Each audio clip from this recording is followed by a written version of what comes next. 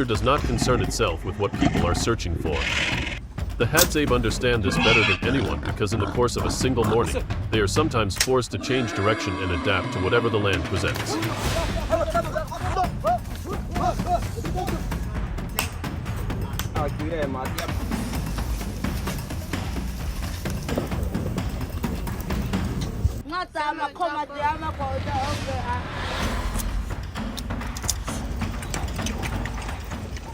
As the sun rises above the horizon, the Hadzabe leave their camp and begin following the tracks of a warthog. Fresh digging marks and clearly visible hoofprints suggest that the animal passed through this area only a short time ago. Every sign points toward what appears to be a promising journey.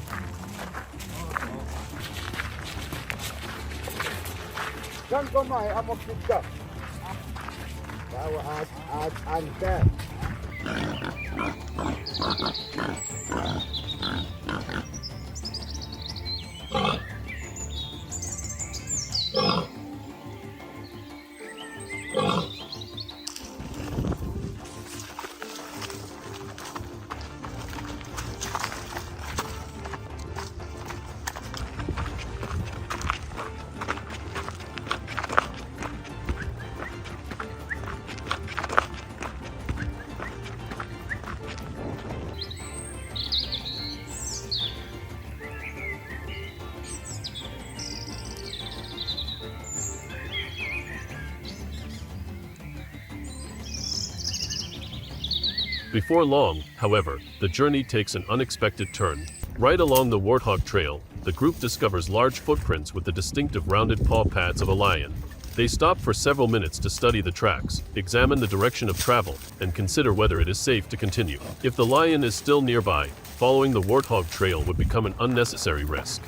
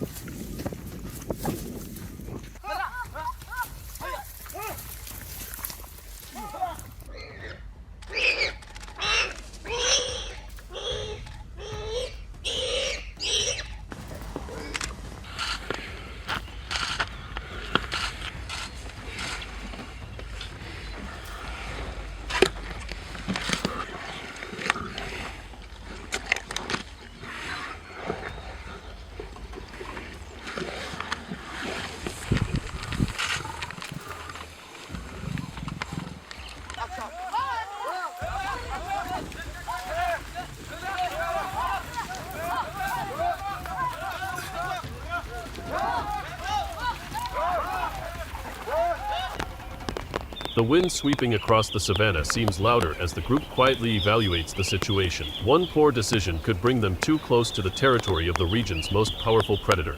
That is why patience and caution always take priority over acting too quickly.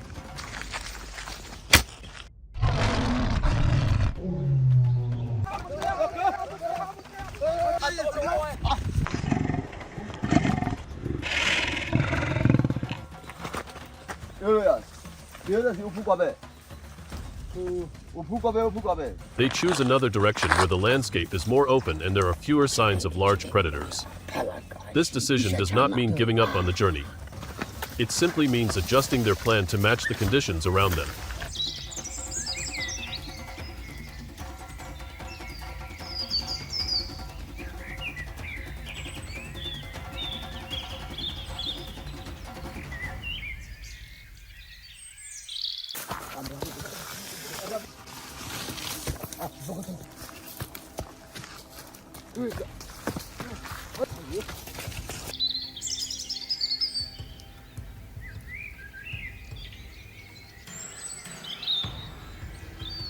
Before long, the small tracks of a dik-dik appear among the low shrubs. The hunters immediately slow their pace and spread out to maintain distance while quietly moving closer. After a short journey guided by patience and careful observation, they return with a dik-dik, marking the first success of the morning.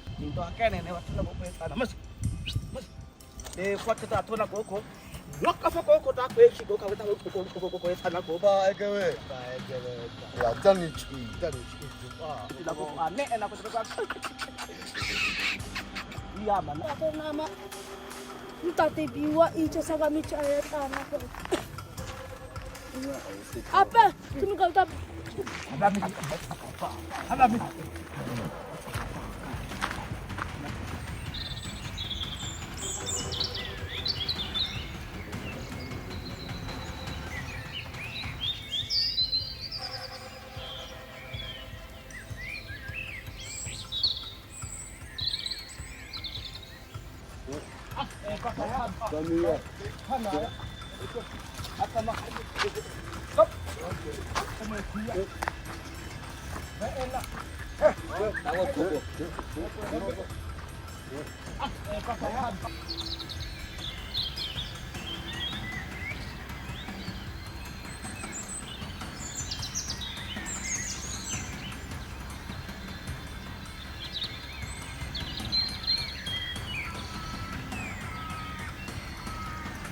The journey is not over yet.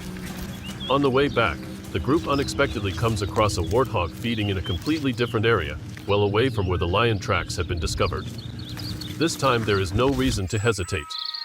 They quickly make the most of the terrain, work together with impressive coordination, and complete the journey successfully after only a short distance.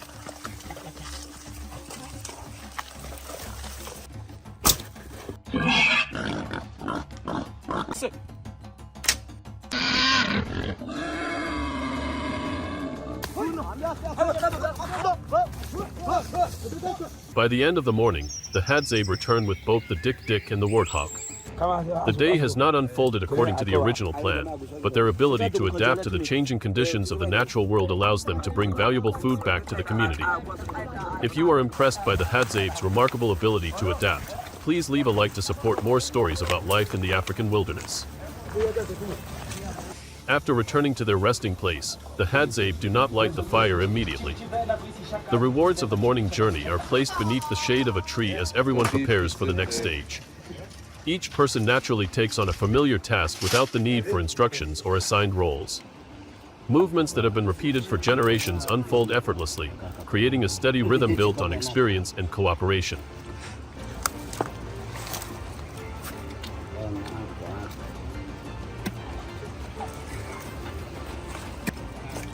The food from the first source is prepared first because of its smaller size. Once it has been cleaned, it is divided into manageable portions for cooking. Every part is used thoughtfully, helping reduce waste in an environment where every journey requires considerable time, effort, and patience.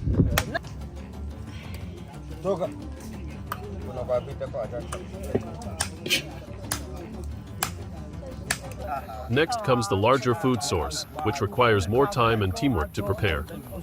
Its size makes cooperation essential. Thicker portions are divided into smaller pieces so they cook more evenly over the fire, while the richer portions are carefully kept because they provide valuable energy.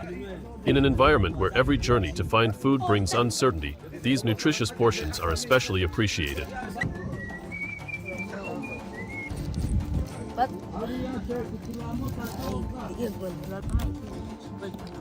Once everything is ready, a small fire is built using dry branches gathered from around the area. It does not take long for the first sparks to become a steady fire. Gradually, glowing coals form beneath the wood, providing consistent heat that is well suited for cooking.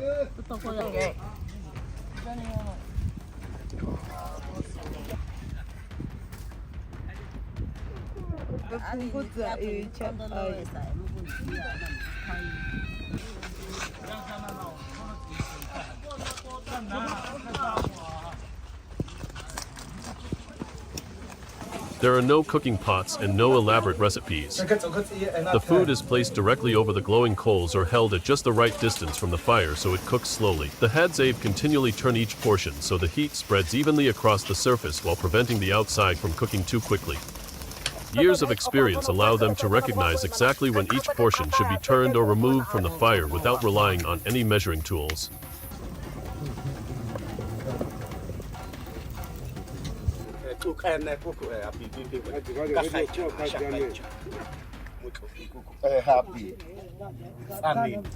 The rich aroma of the meal soon spreads throughout the open clearing. The surface gradually takes on a deeper color while the natural fats slowly drip onto the glowing coals, creating the familiar gentle crackling sounds. Thin ribbons of smoke carrying the distinctive aroma blend into the dry air of the savannah, signaling that the meal is nearly ready.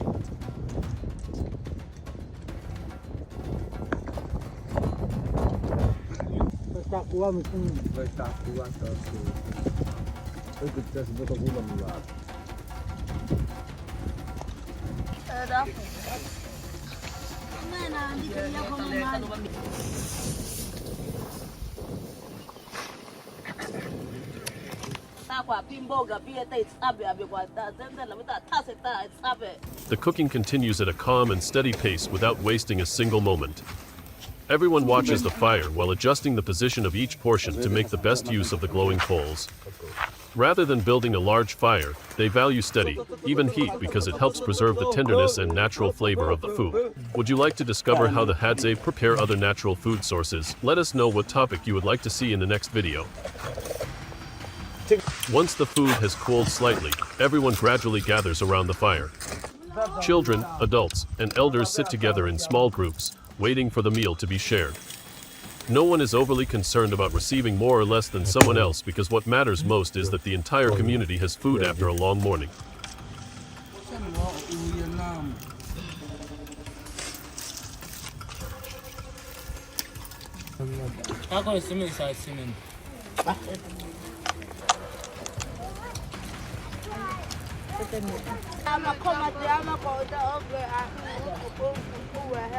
The food is placed in the center so everyone can take their share.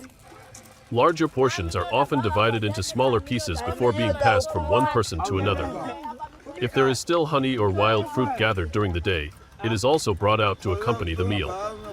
Each food adds its own unique flavor, creating a simple meal that provides enough nourishment to restore energy after many hours of traveling beneath the African sun.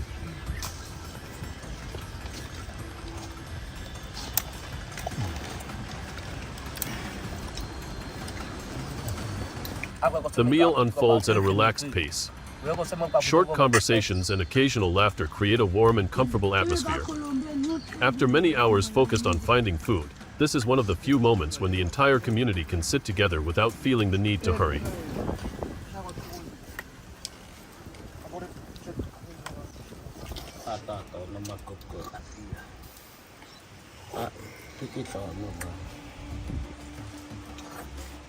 For the Hadzabe, sharing food does not depend on who released the first arrow or who followed the signs the longest.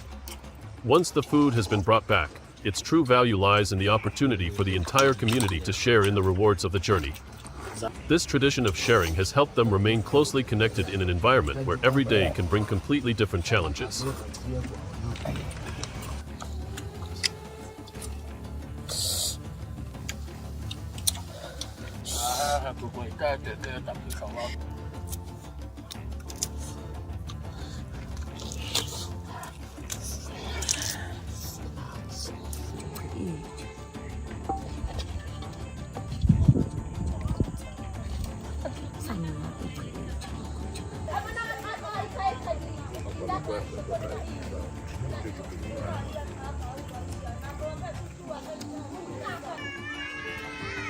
Not every morning ends with two food sources like today. Some days they return with only a few wild tubers, a little honey, or sometimes very little food at all. Because no one can predict what awaits beyond the savannah, the Hadzabe have learned to appreciate what they have today rather than taking it for granted. This way of life offers a perspective that is quite different from the modern world. Many of us try to follow our original plans even when circumstances have changed. The Hadzabe, however, are accustomed to observing first, adjusting afterward, and willingly changing direction whenever it becomes the wiser choice. They do not see changing course as failure but as a natural part of adapting to life in the natural world.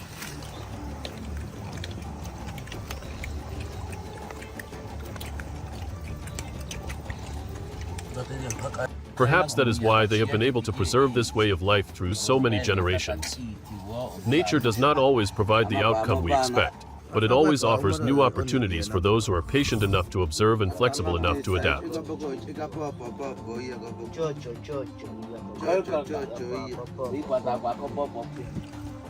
As the sun gradually sinks toward the horizon, only glowing coals remain beneath the fire.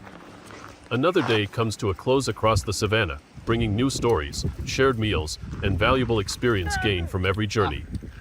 When morning returns, the Hadzabe will once again leave their camp and begin another journey, never knowing exactly where the land will lead them next.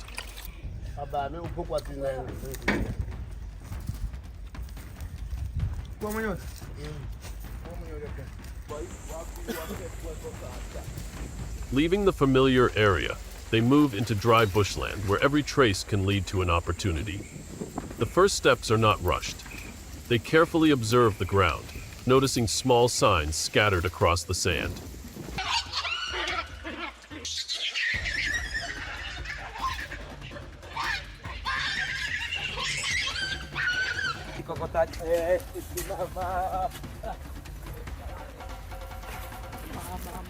A few stop, crouch down, and check the direction and spacing between tracks.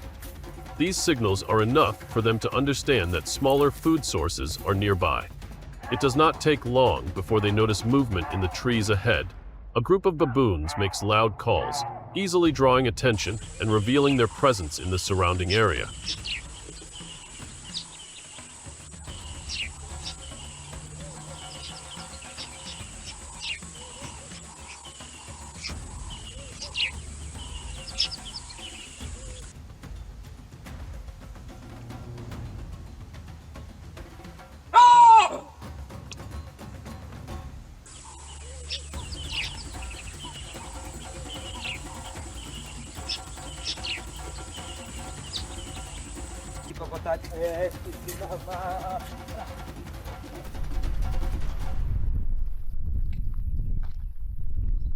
One person in the group pauses, keeps a suitable distance, raises the bow, and waits for a steady moment. When the opportunity appears, the arrow is released in one smooth motion. Everything happens quickly and efficiently.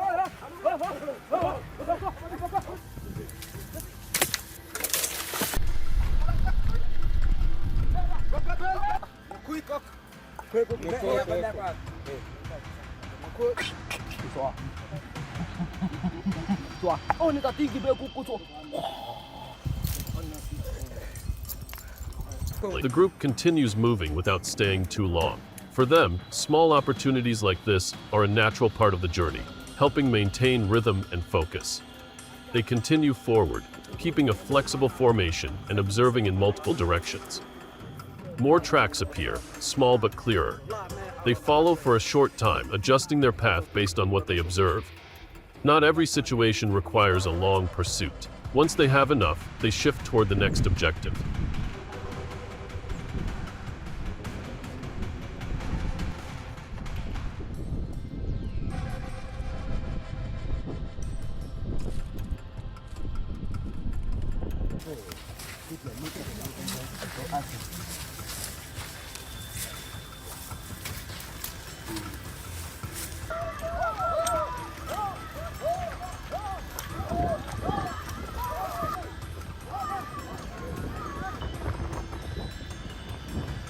As the sun rises higher, the tracks on the ground begin to change. The footprints are larger, deeper, and spaced farther apart. Their pace slows down. Without needing to speak, they all recognize the sign of a bigger target.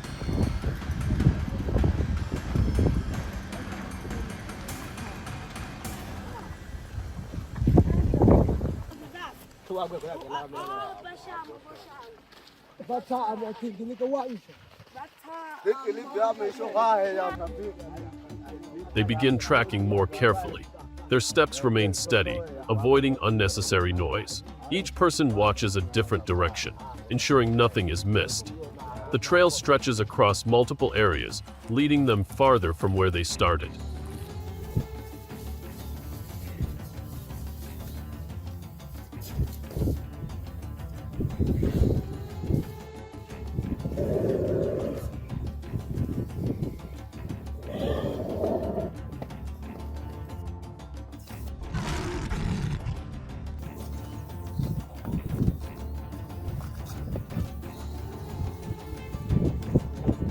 After some time moving, they spot the target from a distance. A giraffe stands out in the open landscape, tall and clearly visible. That also means approaching will not be simple. They pause, keep their distance, and take time to observe its behavior, movement direction, and surroundings.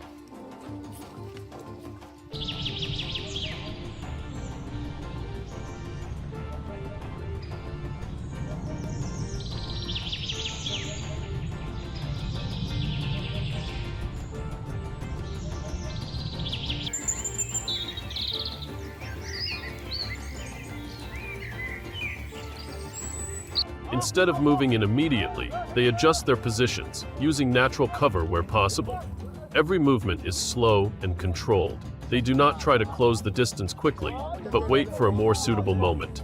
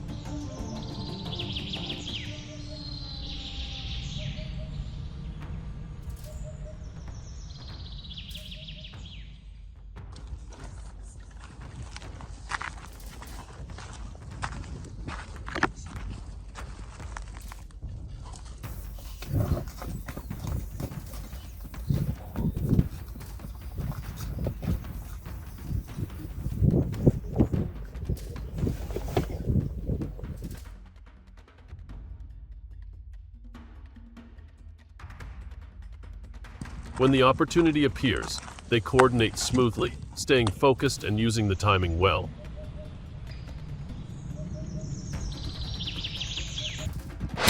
The moment unfolds quickly, but it is the result of a long journey of observation and movement.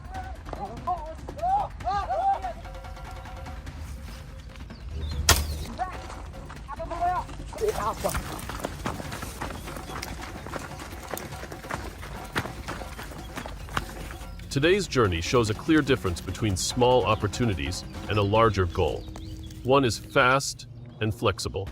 The other requires time, patience, and close coordination. For them, both are equally important in sustaining life in this natural environment. In a previous journey, when they encountered a leopard at very close distance, every decision became even more challenging. If you enjoy journeys like this, do not forget to like the video to support us.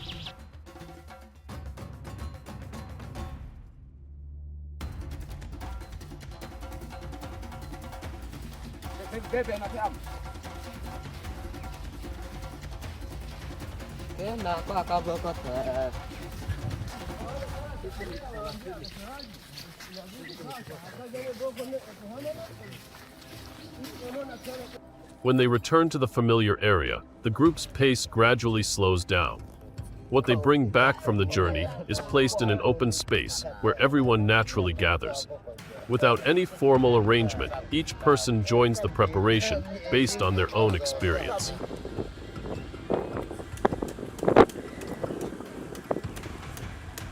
With a larger food source than usual, their approach also changes. More people take part, each handling a small part of the process. Everything is done in an organized and familiar way. Portions are separated thoughtfully so they can be used efficiently for many people.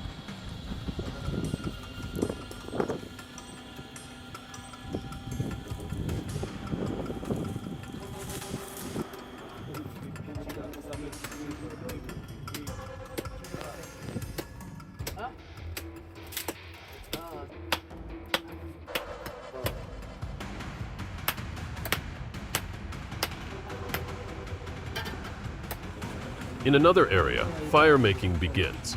Two dry pieces of wood are used in a traditional method. One holds steady while the other rotates consistently, creating heat through friction. At first, only a thin stream of smoke appears. Then a small ember forms. This ember is transferred to dry grass and gently blown until a flame emerges.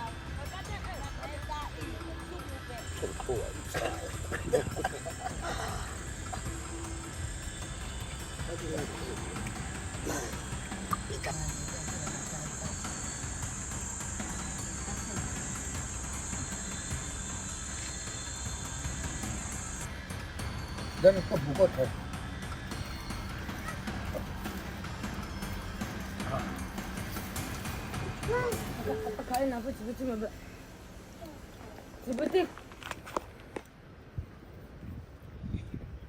Once the fire is stable, they begin arranging food around the heat source. There are no modern tools, no complex seasonings.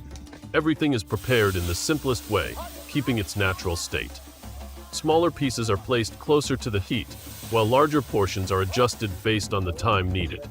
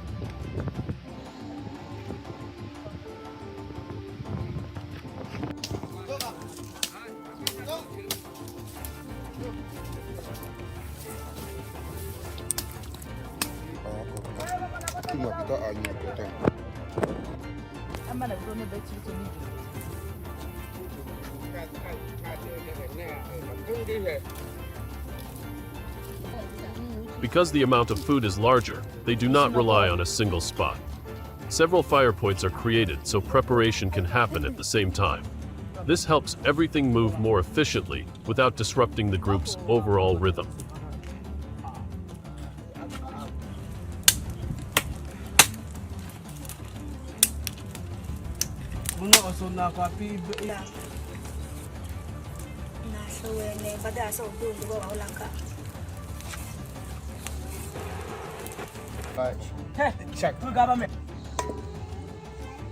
Ami embo ta ko ete so to bodui kana ta boko.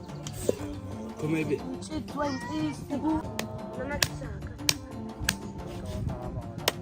Throughout the process, there is no rush. Everyone observes and adjusts the position and distance from the heat to keep things steady. Occasionally, they exchange short words or familiar signals, but most of the time is spent in quiet focus and smooth coordination.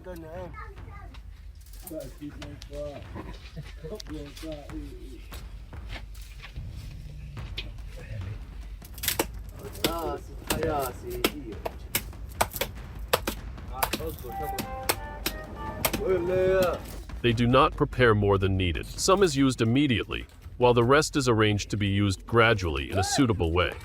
This is how they maintain flexibility in daily life without relying on long-term storage.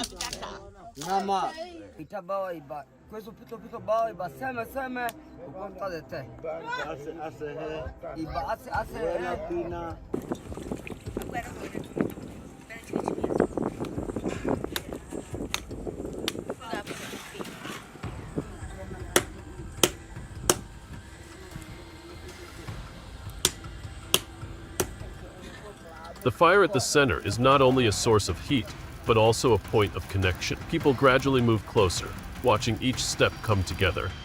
There is no separation between individuals. Everyone shares the same rhythm.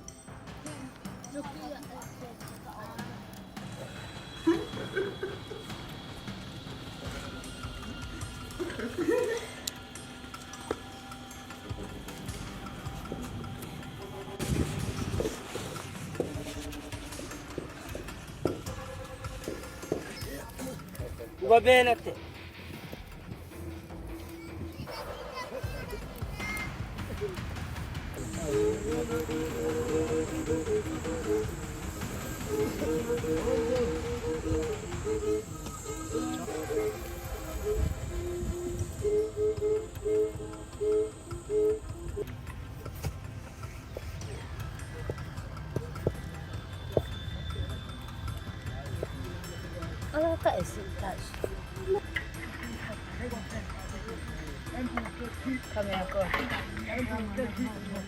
When everything is ready, they do not begin immediately.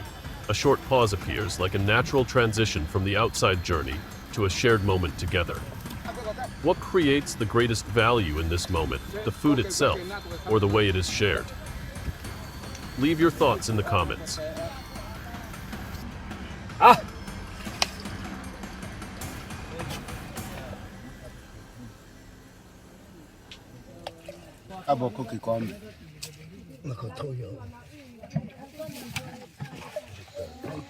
When everything is prepared, they gradually gather into a familiar circle.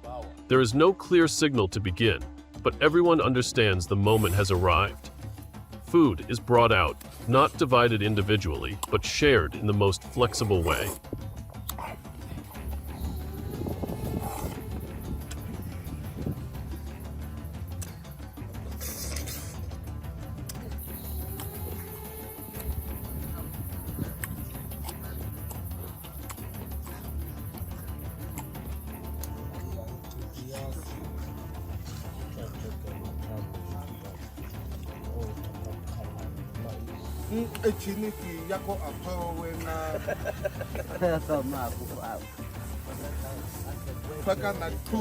With more food than usual, the space becomes more active. More people take part, and portions move continuously from one hand to another. Each person takes what is enough, then continues sharing with others nearby. Everything flows naturally, without any need for arrangement.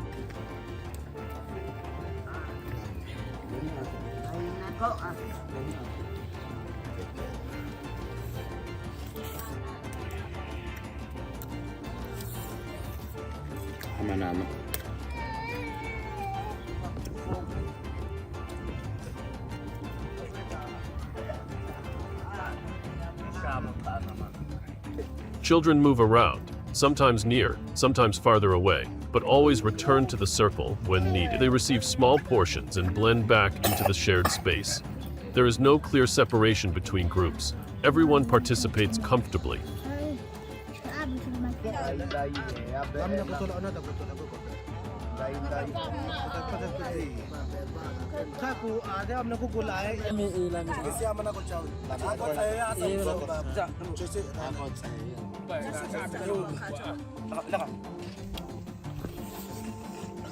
No one is in a hurry. They take time with their portion, while observing and interacting with others. Occasionally, a few short words are shared, then everything returns to a calm rhythm. The atmosphere is quiet, yet connected.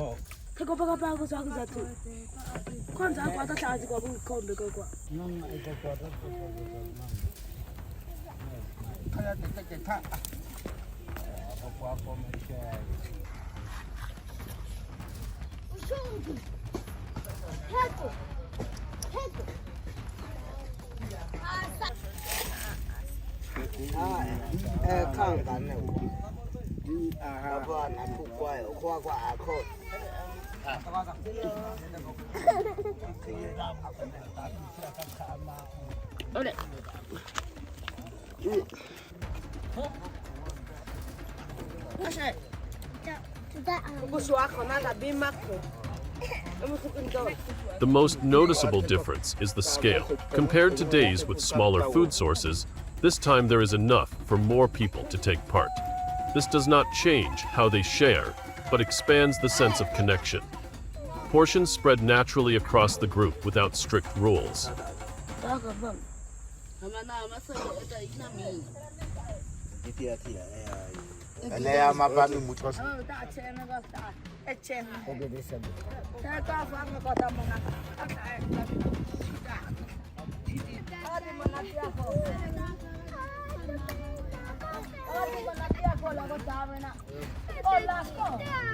Some people break their portions into smaller pieces before passing them on, making sharing easier.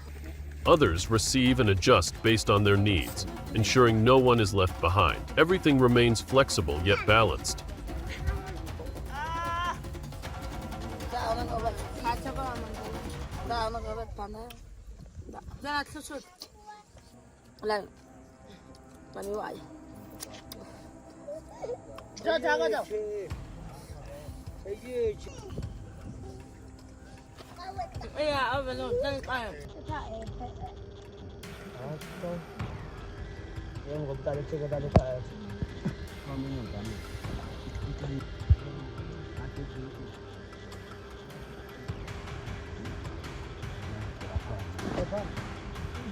They do not focus on eating quickly or taking more. Instead, they keep a steady pace, eating while staying aware. This helps them remain connected to their surroundings, even during rest. For them, this is not just a meal, but part of a way of life connected to nature.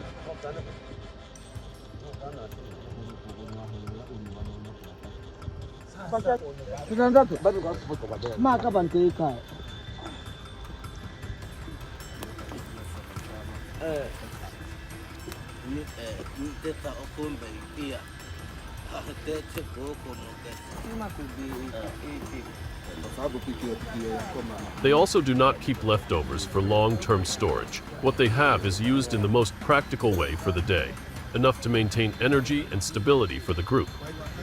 This approach helps them stay adaptable to environmental changes.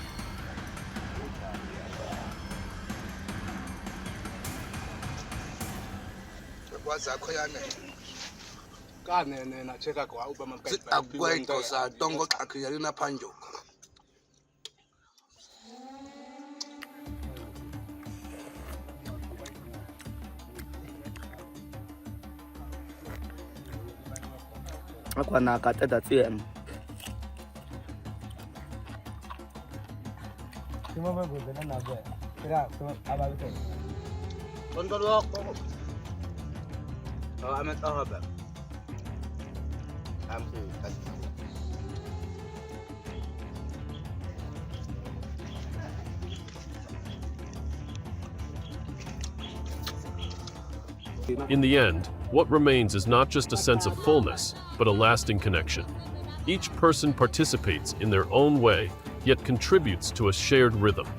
That rhythm creates balance, allowing them to continue their journey in the days ahead.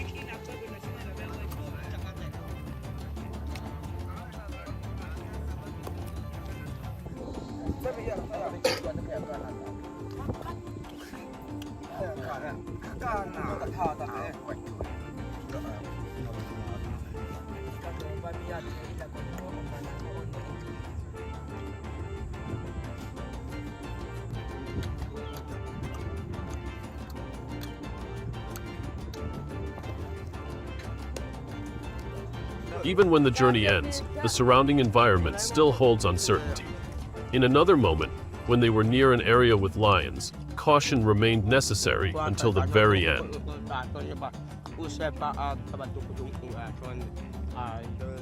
They began by reading the first signs, as the large and deep hippo footprints became clearer with every step forward. These tracks were not simply directions, they also revealed movement patterns, timing, and the way the hippo interacted with the environment around it. For them, each footprint was part of an unfinished story, and their task was to piece that story together as accurately as possible.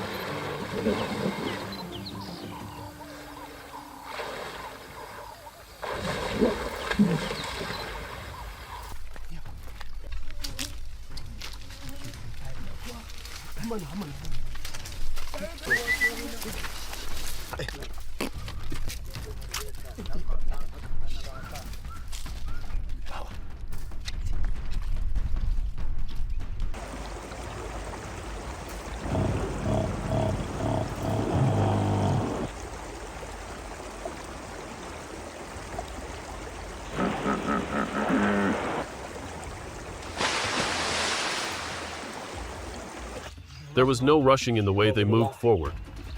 The group kept a balanced distance from one another, close enough to observe each other but without drawing unnecessary attention. Their eyes constantly shifted, not only looking ahead but also scanning the smaller details where the tracks could change. Every step had intention, creating no unnecessary sound and disturbing none of the natural balance around them.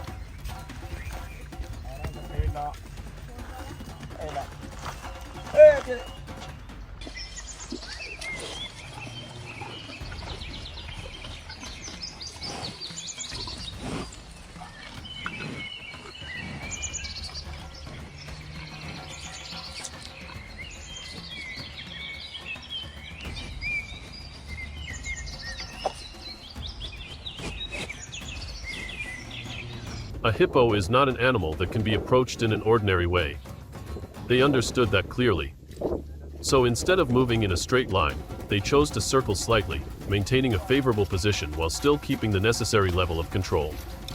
This was not avoidance, but a way of creating opportunity while preserving safety.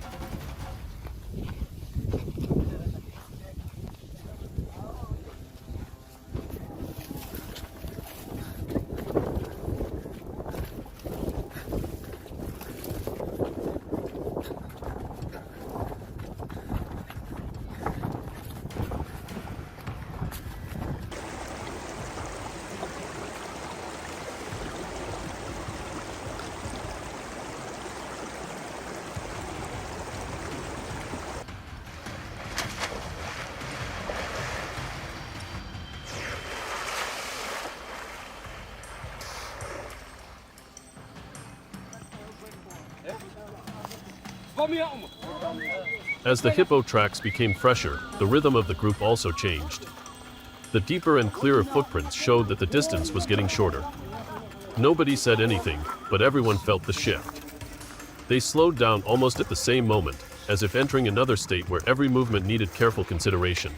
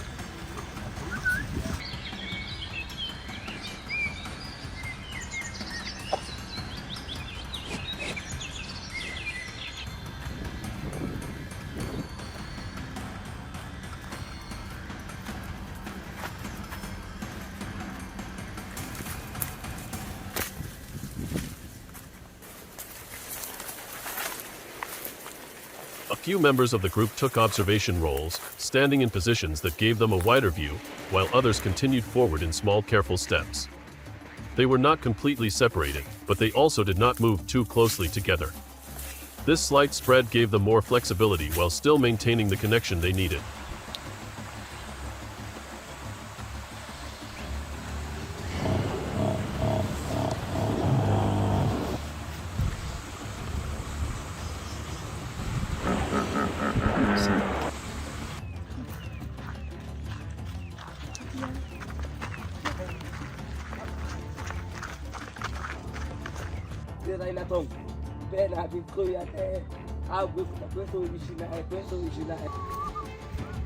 The atmosphere gradually became heavier, not because of loud sounds, but because the silence itself became more noticeable.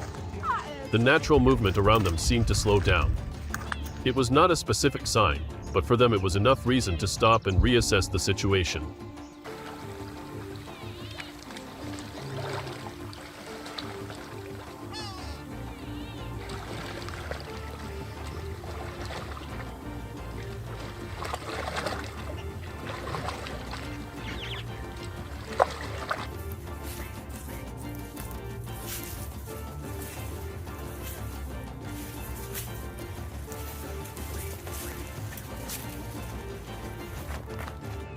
A small movement appeared ahead.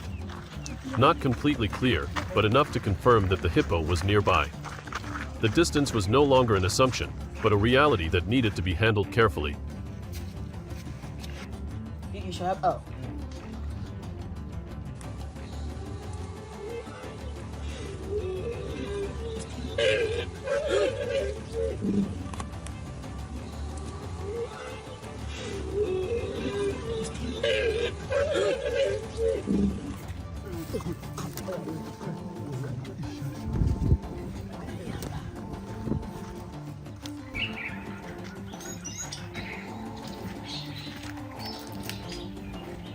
Opportunity did not appear all at once.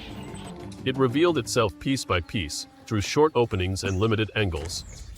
And they had to connect those pieces together. One person adjusted position while another maintained distance. Everything happened in silence, yet nothing lacked coordination.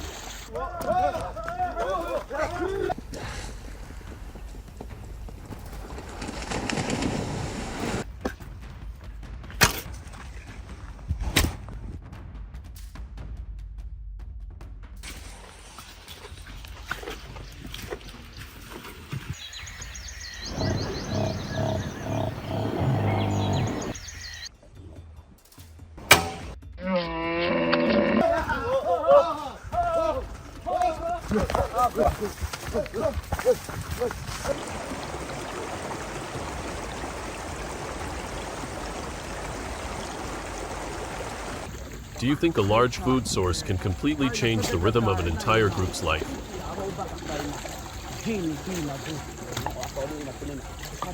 They viewed the animal not simply as a completed objective, but as part of a much larger plan. A large food source meant fewer movements, less pressure to constantly search again, and more time for other parts of daily life. Its value did not lie in a single meal, but in the stability it could provide.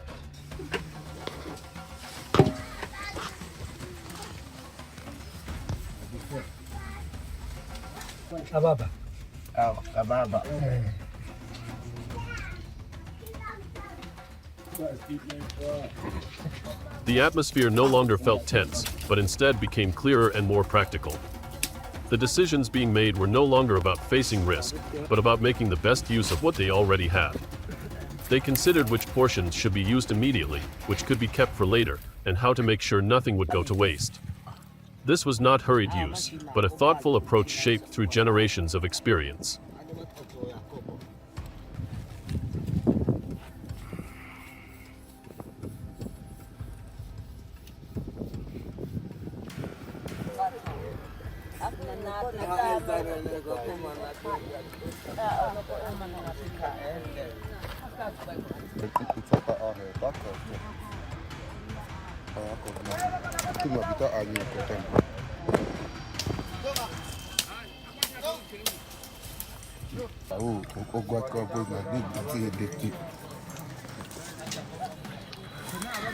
In the way they handled everything, one familiar principle became clear: no part was considered without value.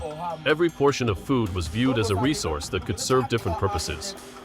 This did not need to be explained aloud, because it was already visible in the way they worked carefully, selectively, and without excess.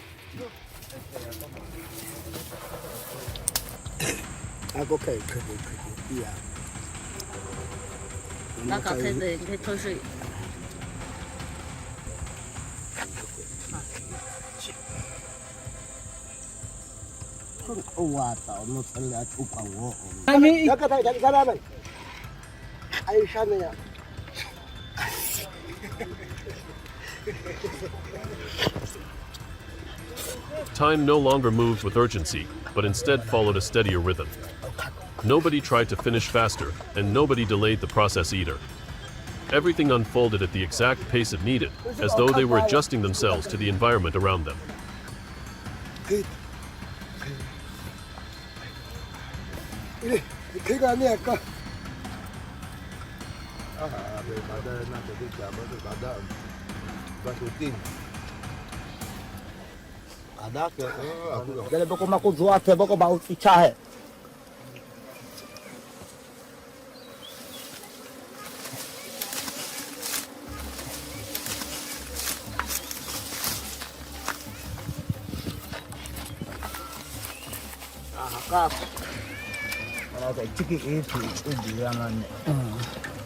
As the food was gradually prepared, the atmosphere naturally began to change. The earlier tension and intense focus slowly faded into balance. This was the moment when all the effort began transforming into something meaningful, not only physically but emotionally as well.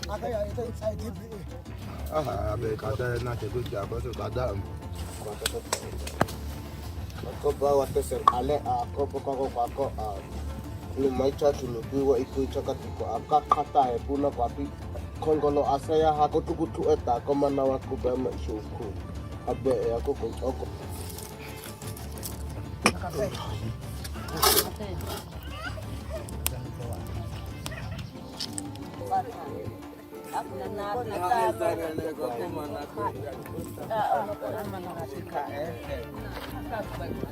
For them, a large animal like the hippo carried meaning beyond the individual.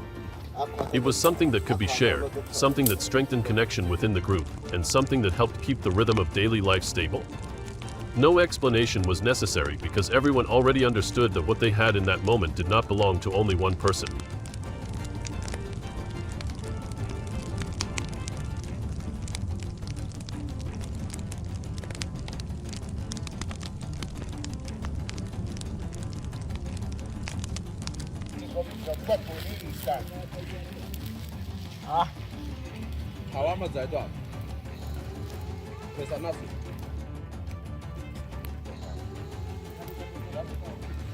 To me, Quaco. Let me go big K. We chop.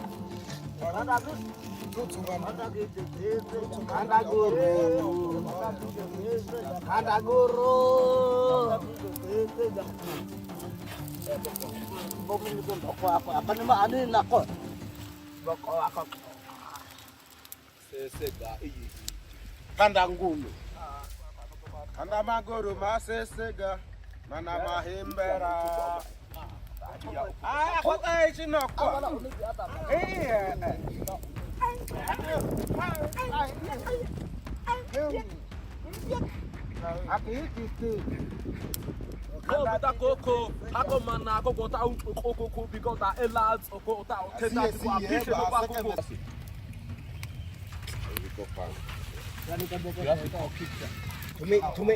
To me, Quaco. Let me go big K. We chop. The surrounding light slowly shifted, and with it the atmosphere became softer. Their movements no longer carried caution, but became lighter and more relaxed.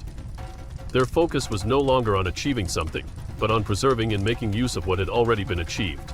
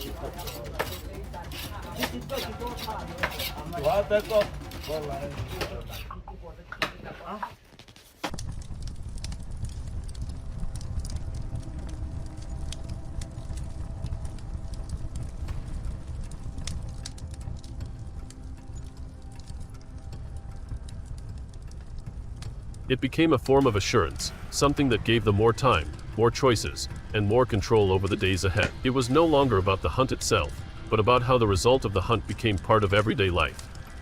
If you enjoy deeper perspectives on survival like this, do not forget to leave a like on this part.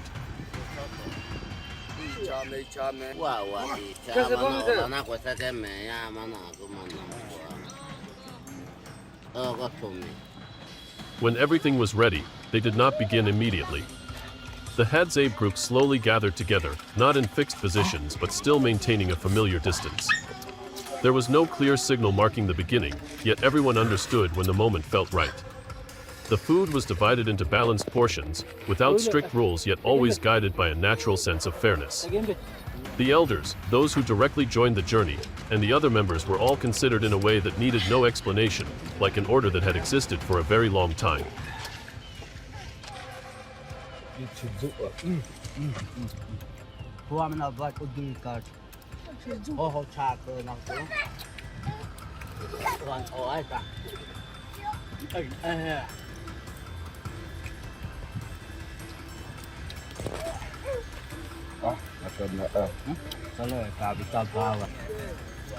Bawa kay chenta trabi akama bawa. Cheketa ako gilindi dako.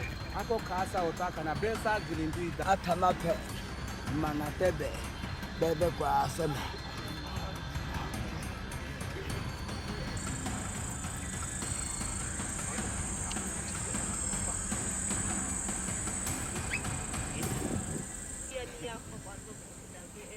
Kale utibebe. Ako sanga haka itanga. Aga kwa.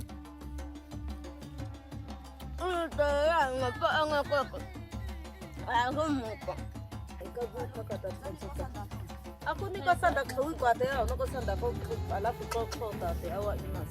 Kuasa. Ka otaki mi ka. Mogota.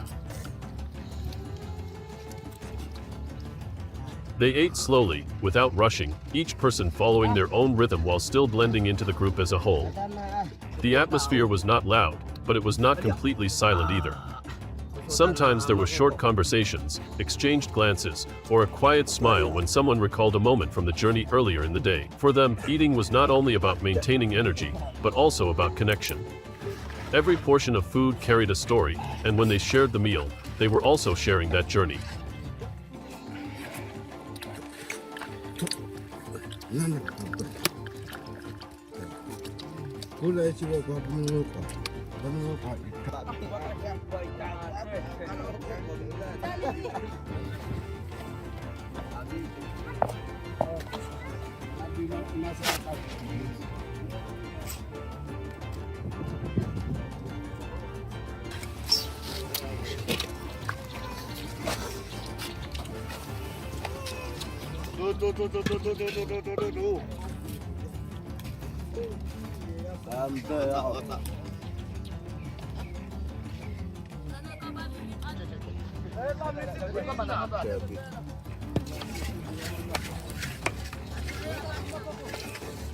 Washida.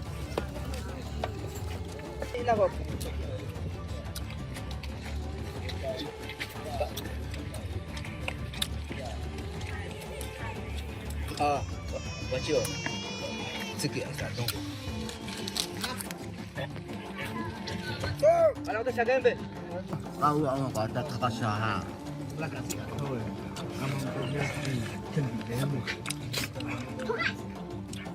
There was no separation between the people and the environment around them. They ate within the same space where they had walked, observed, and made decisions. That created a sense of continuity where every part of the day connected naturally together. Time passed slowly, the light softened, and the atmosphere became lighter. Their movements no longer carried caution, but instead became more natural, as though everything had returned to its proper rhythm.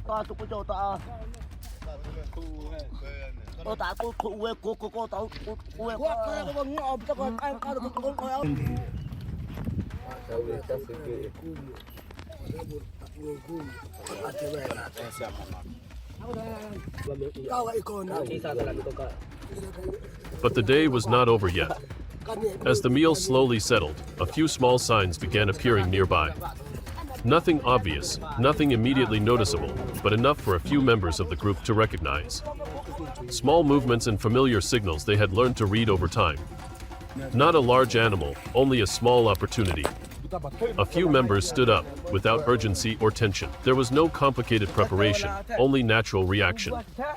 They moved a short distance while maintaining a slow and steady rhythm, as though this part was simply a continuation of everything that had already happened earlier. The trail did not continue for long, but it remained clear enough to follow. A small animal or a bird appeared within sight.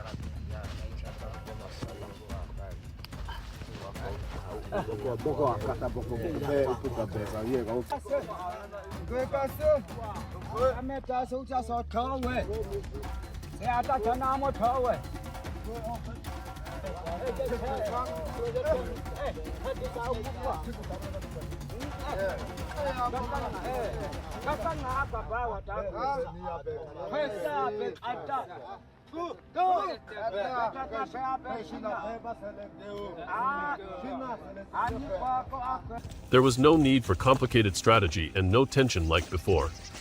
It was simply a quick, precise, and familiar action that happened within a very short moment. Afterward, they returned as though nothing unusual had happened.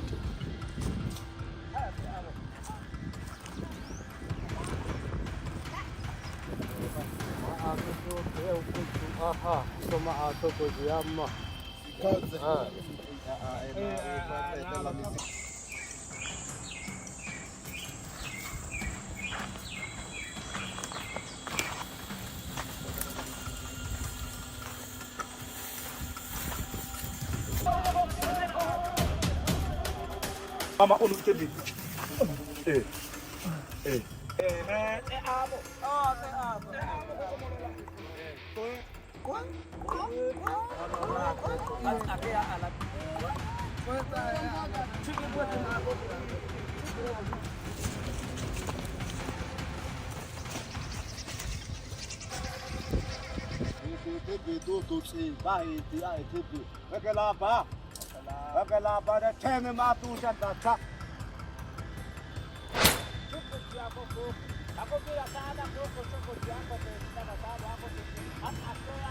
When they gathered together again, nobody spoke much about what had just happened. For them, it was not something that needed special attention. The day had begun with a large animal and continued with smaller opportunities. There were no clear boundaries between each part, only continuation.